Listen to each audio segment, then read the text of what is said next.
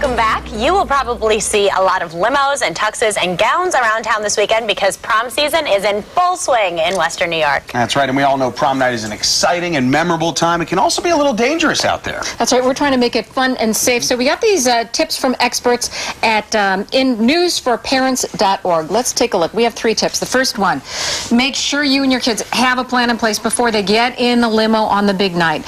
They need to give you an itinerary for the evening, including who they're going to be with and where they'll be going after the dance. Now, while making those plans, remember to tell your children you want them to have a wonderful, memorable, but safe prom.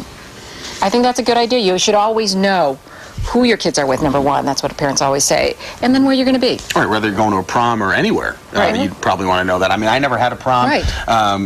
My school didn't do one, but I think also we have to keep in mind, this is one of those moments in a parent's life, I would assume. I don't have kids yet, but like, you know, it's like getting married or those landmark kind of moments. The pictures. Yeah. Right. It also means that your kid's growing up, so give them a little space too, I would think. You know? I think the itinerary is nice. Just give you a general overview of what's going to happen without, like, being right there to watch. Because you don't want to ruin it. Yeah, exactly.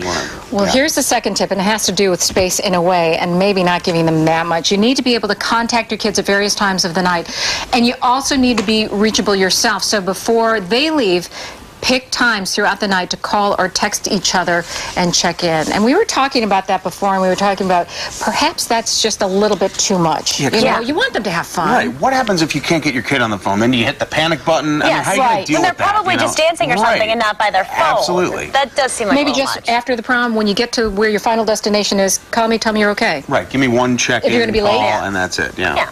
Okay, our final tip. Make sure your kids know they can always call you for a ride home, no matter what.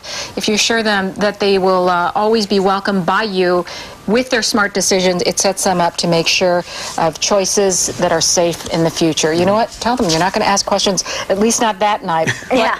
Don't do anything that's foolish because you're afraid that they're going to get mad. Yeah, I like that tip. My parents always said that to me every time I went out. They're like, no matter where you are, no matter what, you can always call us. And we won't get mad at you. Utilize it? I never had to, fortunately, but I knew that I could if I wanted to. Just knowing that that's there, it's great. You were also saying a lot of moms and dads go out that night themselves. They use that as an outing. Yeah, absolutely. So make sure if they do go out, you know where they are. You know? And if you are not in a condition also to pick them up, make sure they have cab money. That's right. The call.